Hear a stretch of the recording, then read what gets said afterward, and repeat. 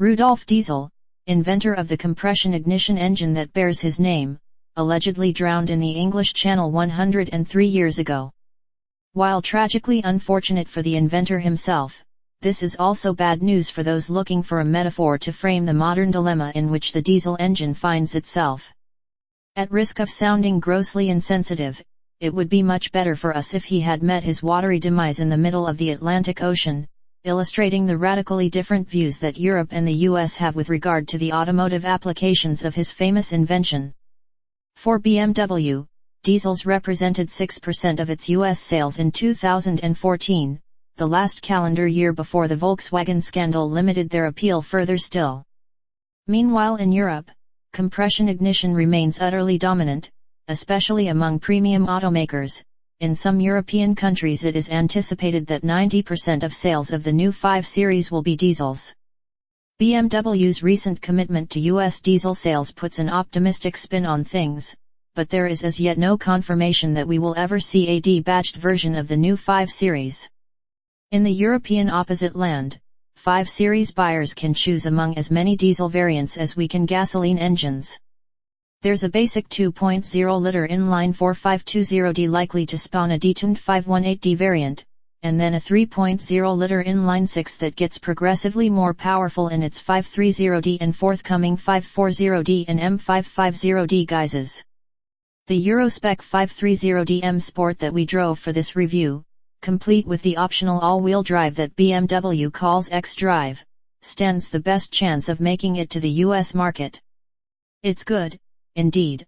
Our time with it left us wondering whether in anything barring raw output numbers there is currently a better diesel engine on the market.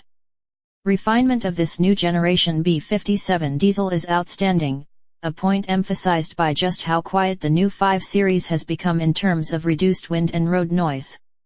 From inside the car at lower speeds, it's pretty much impossible to tell that you're running without spark plugs thanks to a soundtrack as refined as a gas engine's. Even full load doesn't produce anything more than a purposeful and pleasant growl. Although we didn't have one handy for back-to-back comparison, we're fairly certain it sounds at least as good as, if not better than, the gasoline 530i with its turbocharged 4-cylinder.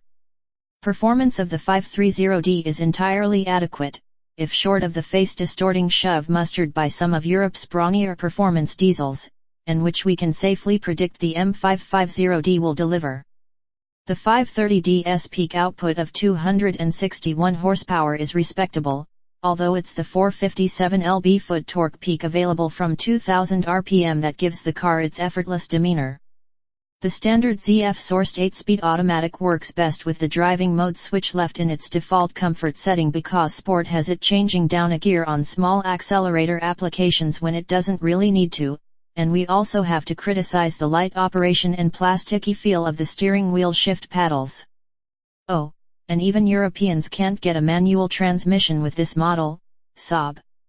Only when pushed hard does the 530D really speak to the truth of its fuel type, with the reluctance to rev characteristic of its genre. In drive, the gearbox upshifts at 4,500 rpm, even at full, matted throttle.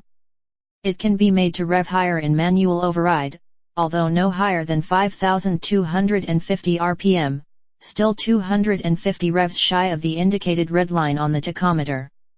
It's quickest when left to its own devices, with BMW's claimed 5.4 seconds 0 to 62 mph time making it marginally quicker than the company's claim for the 530i X-Drive. The last U.S market 5 Series diesel we tested, a 2014 535D, ran to 60 miles per hour in 5.6 seconds. The rest of the dynamic experience delivers the same speedy but sensible brief. While this 5 Series definitely has sharper tack than non-AMG Mercedes E-classes, it's still a fair way off the level of involvement offered by its predecessors, with electrically assisted power steering that delivers crisp front-end responses but nothing more than simulated feedback. And the X-Drive system does a good impression of a Quattro-equipped Audi in terms of lack of drama. An electronically controlled clutch distributes torque between front and rear axles almost instantly, and its efficient operation effectively removes any of the rear drive sensation we normally associate with brawny BMWs. A gain in failsafe motoring, but a loss in driver involvement. BMW is keen to emphasize the 5 Series' high level of connectivity. Exciting news if you deeply desire a car only because it can synchronize with your diary and Microsoft Exchange email as well as its plethora of advanced safety systems. Most of these keep a watchful eye in the background, but a stretch of Spanish autopista gave us a chance to test the semi-autonomous cruise control.